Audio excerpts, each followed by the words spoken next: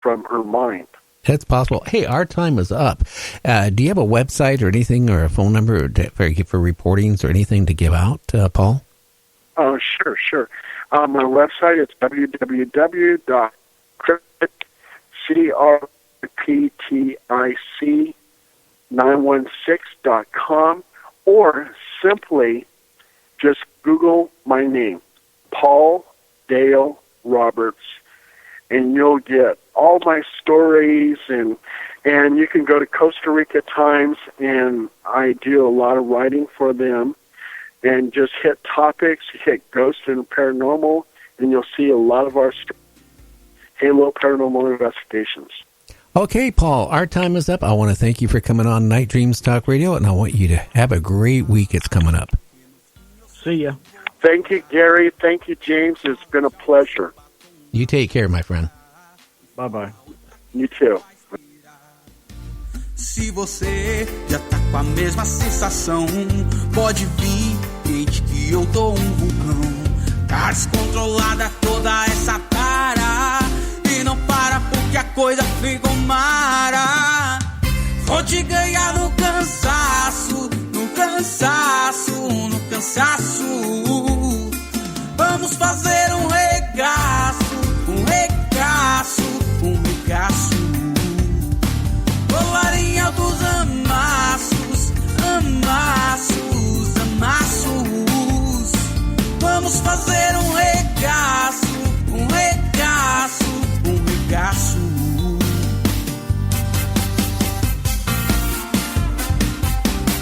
Rafa Gomes, digam no beat, não perde tempo escolhendo a roupa, porque no fim eu sei que vou tirar. Fala tchau pro seu batom na boca e fala oi pra quem te faz pirar. Se você já tá com a mesma sensação, pode vir, que eu tô vulcão. Tá descontrolada toda essa tara, e não para porque a coisa ficou mara. Vou te ganhar no cansaço. Night Dreams Talk Radio, After Dark, wants to give a big shout out to all the truckers that listen to our show. Do you have a paranormal story you want to share on Night Dreams Talk Radio? You could be a guest. Email us at nightdreamstalkradio@gmail.com. You're listening to Night Dreams Talk Radio, After Dark, with our host, Gary Anderson. And that is me. James, you still there, my friend? Yes, I am, Gary. How you doing, buddy? Well, I hate to be out anywhere and see a 5-foot bug, you know that, just crawling around. Yeah, me too. I don't want to be out somewhere and seeing a 3 times the size of a wolf in the middle of nowhere either. I know. It just makes me wonder, but I don't know. I think, seriously, if somebody thinks that they're a werewolf and comes out publicly and tells somebody, I'm a werewolf, yeah, and says that, I think I might want to hurt people. You know what? They need, no matter what, if they are a werewolf or not, either way, they need to go see help. They do, before they hurt somebody. Because the impulse can get really, to the point where a lot of these people, they can't handle it. I just keep thinking about the guy who claimed he was a vampire, and he wasn't drinking 3 spoonfuls or tablespoons of blood a day. If you don't eat any other food or drink any other liquid other than blood, you would have to be consuming a lot of blood to stay alive. Wouldn't you? Absolutely. Yeah, I agree totally. And not only that, there's a couple of medical conditions for each one of those, thinking you're a werewolf, or, the act of growing the hair and whatnot, or mentally. And same with being a vampire, thinking you're one. There's mental conditions. I can't think of the name of them right offhand, but you can develop also with drinking a lot of blood like that. The sun will bother you and sensitive to lights and whatnot. No, because you're anemic. That's why. Yeah, exactly. Yeah.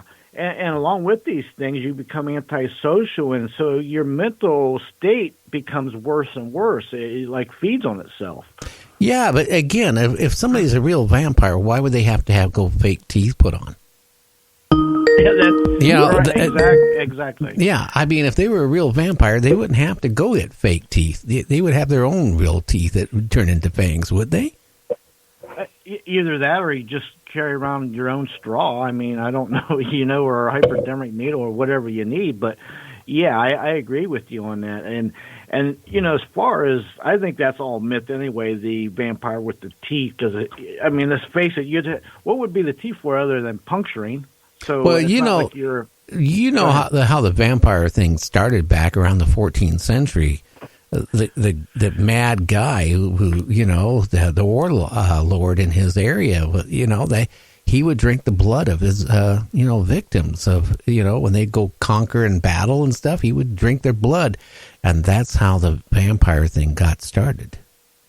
Yeah, that pretty much that, or the patch there, and then the impaling part. I think that has a lot to do with the fangs that came in, as far as impaling goes. But yeah, there's all kind of myths, and then they grew from there. It's like the telephone game. You know how that goes. You say this, and then it goes. The next person time gets around to you, it's grown into this big story. Yeah, I don't know. I couldn't drink blood of. I can't even drink blood of anything. My steak has to be so well, and I'm a steak eater. It has to be so well done, it crunches when you eat it. Oh, my. No, I do like my steak medium, I got to say. But other meats I like kind of medium, or a little more than medium. But, I am not one for sitting down and say, top that big glass of blood off, please, and make it warm. No, I couldn't do that. No way. Well, I'll put it this way. I wouldn't be able to sit there very long. Hey, Sam, are you with us? I am. Okay. You turned up your gain or something again since we talked last. You can't keep doing that. Oh, I didn't do that. I didn't touch anything. Maybe I talked closer. Am I okay? Are you? Maybe you're talking on the right spot of the microphone. I just moved it up just a tad. Okay. Yeah. Well, I know. You know what happened to my eardrum when you responded? My eardrum is on the other side of the studio right now. I know. I'm like a moving target, I guess. I don't know. Did you listen to our last guest about, that's like, was it, what type of salamander, like 5 feet big? Yeah, James caught one of those too, didn't you? Yeah, we call them mud puppies here. And it was like 35 years ago. It was on a local river here. And it was about at least 2.5, maybe 3 foot, somewhere in that range. And it was, I've caught a bunch of small ones, but never one that size. It was huge. Now, I do know somewhere, I think in Japan in the mountains, they have them there that grow to 4 foot and bigger, and they're huge. And I tell you, when you catch one, when you've never seen one out of water before, it's really eerie. I got to tell you. What do they eat? Sure wasn't a Gila monster?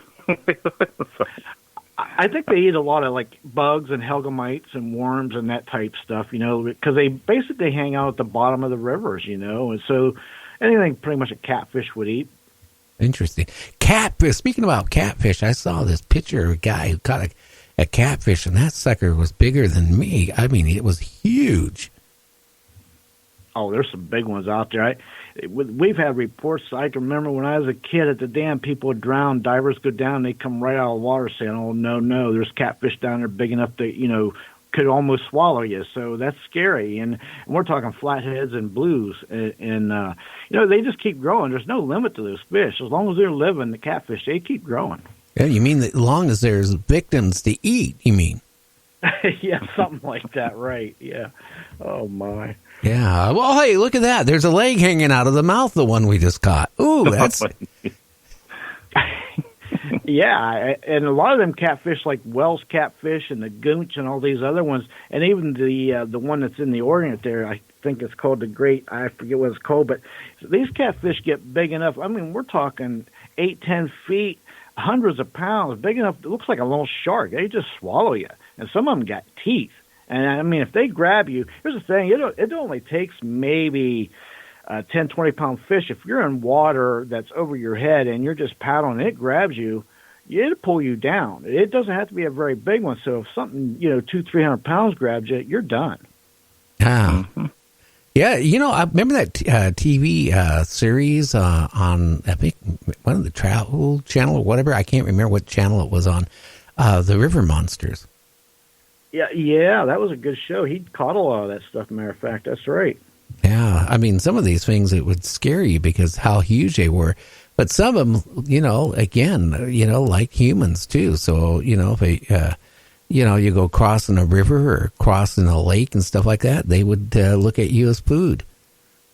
Yeah, I got to tell you another thing. One time years ago, I used to fish in these strip mine ponds out here where I live, and they're 30, 40 feet deep, with high walls on each side.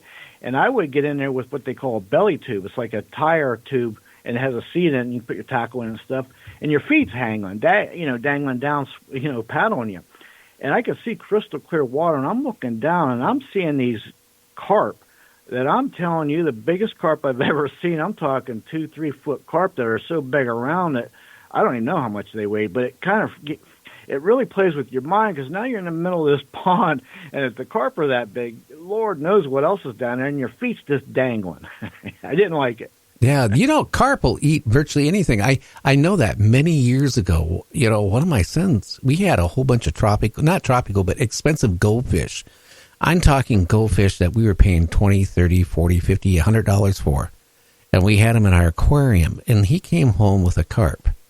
He went into a pet store, and the guy said, "Oh, it won't eat your goldfish."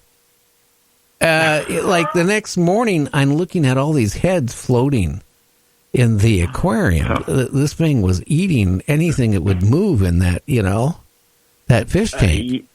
Yeah, it's funny you mentioned that because the same day that I caught that mud puppy, there was a bunch of minis. They were running. We was catching those and trying to catch crappies. What was trying to catch, and matter of fact, that's what I caught that mud puppy on. And that same day, I caught a carp.